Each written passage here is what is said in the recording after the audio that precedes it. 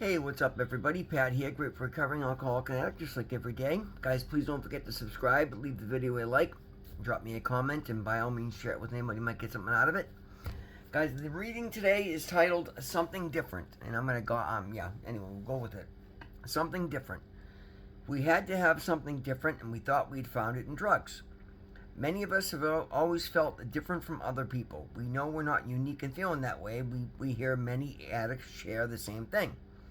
We searched all our lives for something to make us feel all right, to fix that different place inside of us, to make us whole and acceptable. Drugs seemed to fill that need. When we were high, at least we no longer felt the emptiness or the need.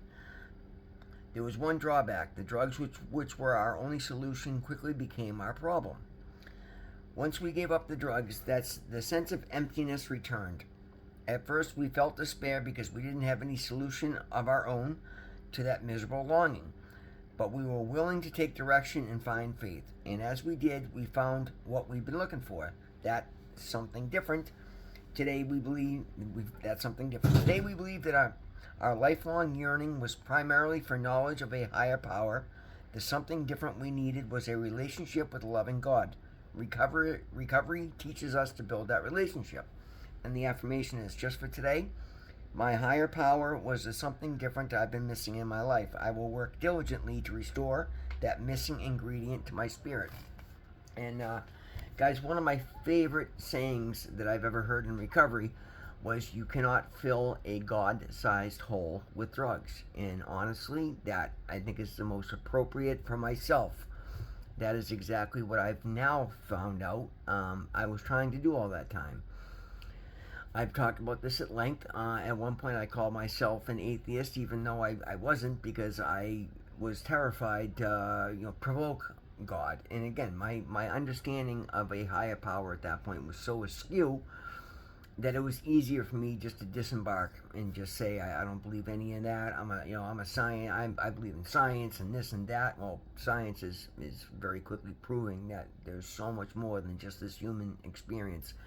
This is just one plane of existence amongst so many we have no idea. But I won't even say I believe in a higher power. I know full well there is absolutely a higher power. I found alignment with it. I've become part of it. And I now truly believe that I am, in fact, and all of us are, an extension of our source, our God, our own goddess, Buddha, Allah, whatever you want, the governing resonance to everything. There is something much more powerful than me at play in this universe. Clearly, I am not the one governing the stars and the planets and gravity and all these different things. But that's not. And I think part of the problem that I always had was I grew up just observing the hypocrisy of certain organized religions. For myself, I was raised in a Catholic, Irish Catholic home, and in what struck me from a very young age, one thing I was pretty intelligent as a young kid, and that was almost a detriment at that point, because I was just smart enough to see the bullshit that people were trying to feed me, and not smart enough to understand that I needed to be a part of something, anyway, that's neither here nor there, but. I ran into a lot of hypocritical priests, and just a lot of really just people bastardizing the religion. So I rebelled against it. Then, being the circumstances that I was raised under, I didn't see anything positive in relationships and in faithfulness.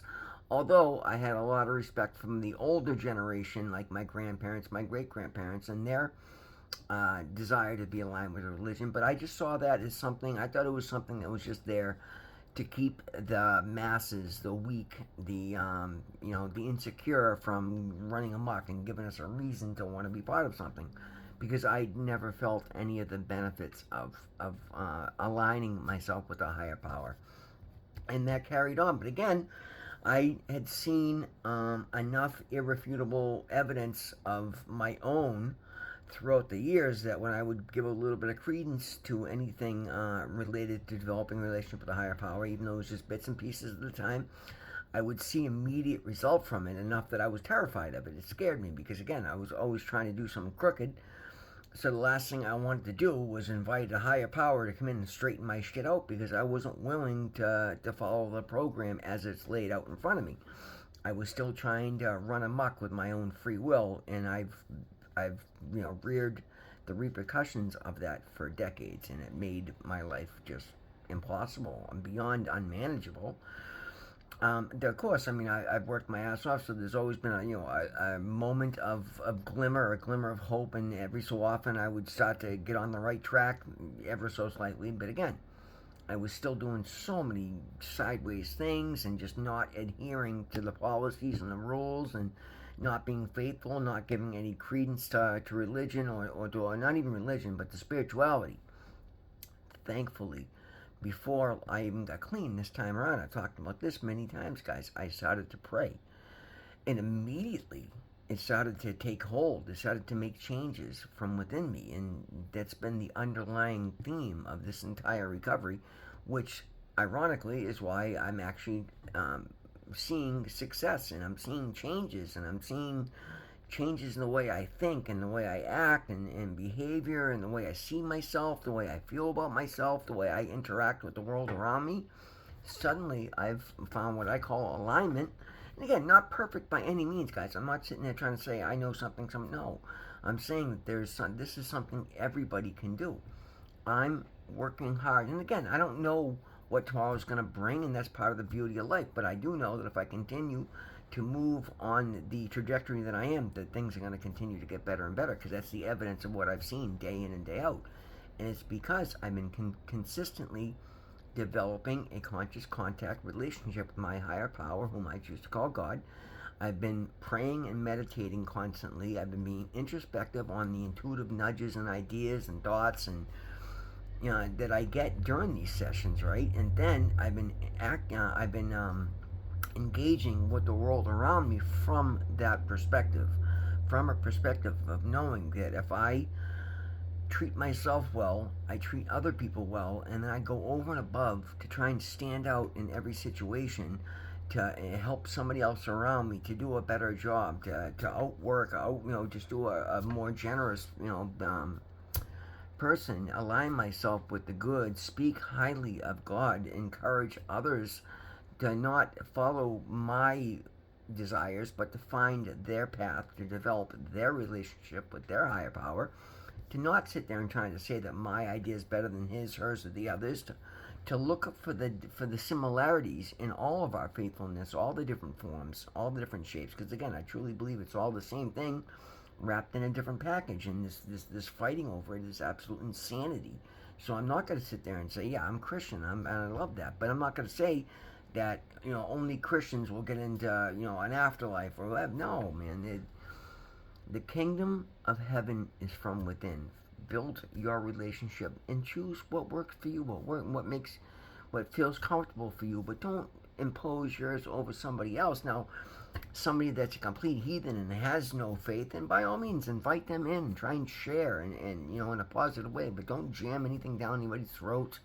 I can't tell you, early on when I got into reading my Bible and trying to engage more, I started interacting with a few groups online. Somebody would invite me into a Bible study class, and I'm just thirsty for knowledge. So again, I've taken every suggestion, and I'm trying anything, and guys, within a week, every single time, it starts out with the beauty of it, and then immediately it gets to the hellfire and brimstone, and if you don't do this, you're gonna die. You're gonna.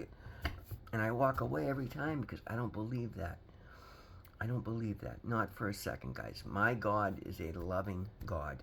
Yes, there are going to be consequences for our actions. I don't know what those are, but I do know, and I think, at least what I believe, is it's the way you live your life. So if you become faithful and just live to the best of your ability and just be the best person you can, and trying to help and be faithful and pray and meditate and give thanks and live in a state of gratitude, I don't know what's going to happen for the next phase because I'm not pretending to, but I do know the immediate benefits are going to start to change. I've seen it happen in my life.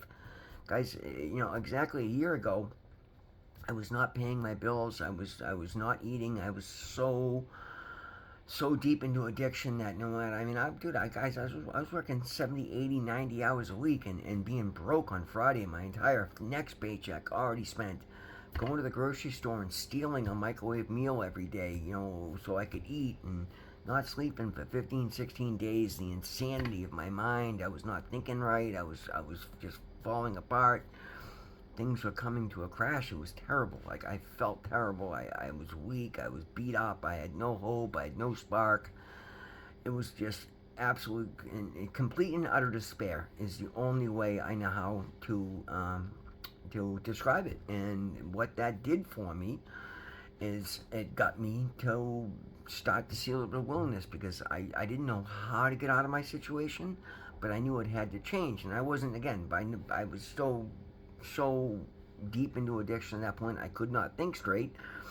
I couldn't see the very simple program in front of me to say, hey, give it all up, walk into rehab, until, again, it was suggested when I was willing to hear it. And I was probably offered it 100 times before it finally sounded like a good idea to me.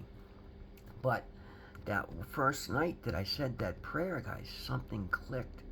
Something changed. That little bit of heart that I had left heard it and felt it, and I felt like it was received. And the next morning, like, I started to just look at what I was doing and not enjoy it anymore. And that was the first step. That was the first gift that I was given.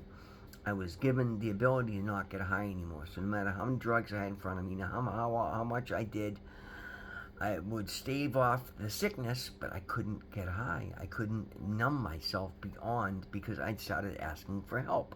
I'd ask God to let me, to show me His path for me and to let me walk in His light. And He knew I was gonna, He was gonna help me get there. And again, he started putting offers in front of me. And again, I was, trying to pay attention, but again, I was in a bad space at that point.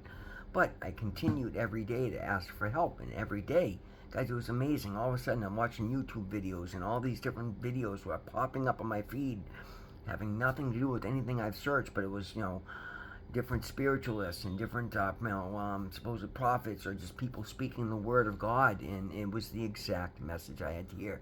And the one thing I literally was starting to hear every day is, God has a plan for you. Put down that which doesn't serve you. And now, since I've stopped doing drugs, I've not seen one message that said that, but I heard multiple every single day while I was still getting high, and that's what I needed to do.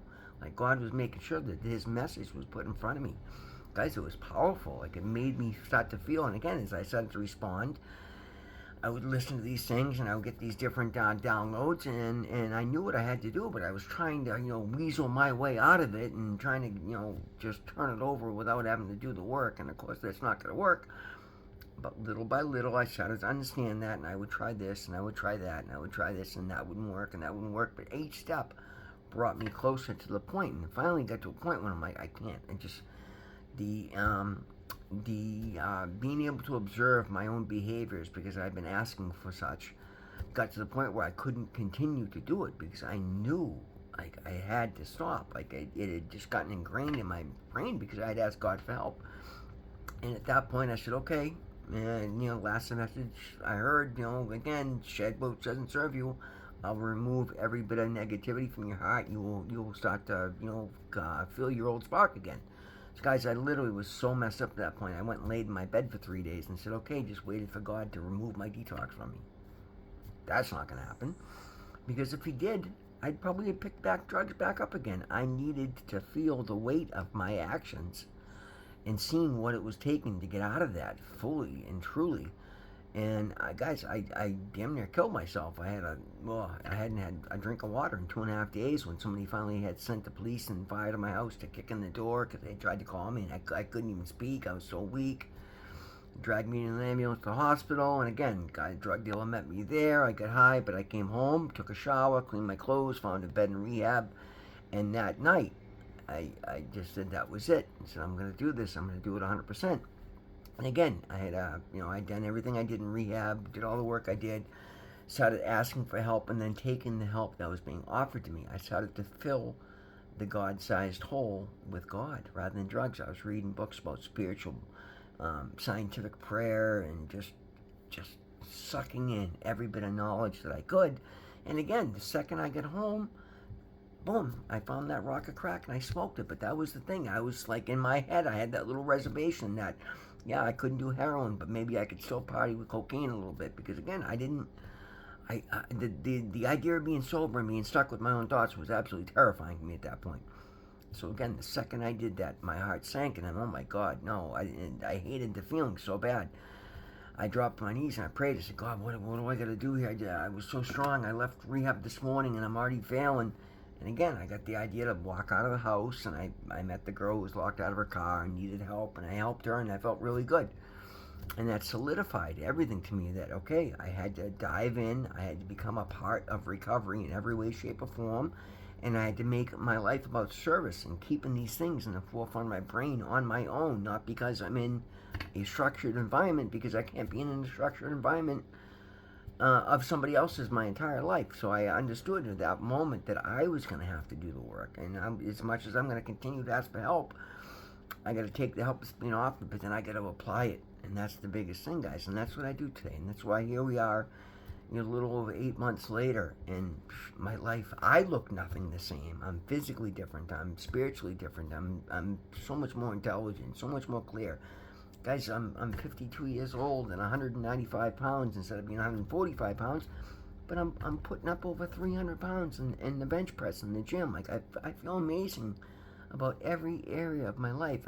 I'm stacking money. I'm building my business. Like all the things that I could never do, no matter how hard I tried prior to this, because I've become faithful. I've allowed God into my life. Suddenly there's nothing I can't do because I come about it the right way. And little by little, I've understood that all my behaviors had to change. I'm not exempt from any law, spiritual, man, any, community, federal, state. And then for some reason, I always thought that I was. I'm not. None of us are. So when you become in alignment and just decide you're going to do the right thing because it's the right thing to do, you're going to believe in yourself. You're going to challenge yourself to do the next right thing. You're going to look at the opportunities in front of you and decide what's best for you, and then use it and apply it in a way that helps other people as you do. Guys, it's a recipe for absolute success. There's nothing you cannot do in this world if you do it the right way. Like anything. I don't know how else I can say that. Guys, my life is second to none today. I don't know that anybody else would want to live it, but compared to the variables that I put in front of me from before, what I've managed to overcome and allow myself the opportunity for, it's absolutely shocking to me. I literally still get emotional about it all the time. It's how much I love my life. I love the person that I'm becoming. That's something I didn't know. Guys, I honestly, for the longest time, thought there was something mentally wrong with me because I was just so confused by everything. Today, I'm like, how is that? All I had to do was invite God into my life, and suddenly the best qualities in me come out, and I understand that I'm one of the nicest people out here. I'm one of the hardest working people out there. I'm incredibly gifted that I can do almost anything. Like with all these skill sets and all these, positive qualities, how was I so confused about who I was? Well, because I was trying to portray somebody that I'm not. I was trying to be a gangster, biker, you know what I mean? And it's not who I am. I'm somebody that wants to dedicate their life to be of service. And how does that go to an outlaw biker? Like, you can't, you know what I mean? You can't be this and do that and then find any kind of joy in it. Find out who you are, but go at it from a position of strength and love and kindness, and be the best you can with what you have. Your life will thrive. Your life will shine. You'll love who you are and what you do. Guys, that's the lesson today. Happy Saturday. Always remember, God loves you. I love you. Thank you so much for being here. We'll see you in the next one.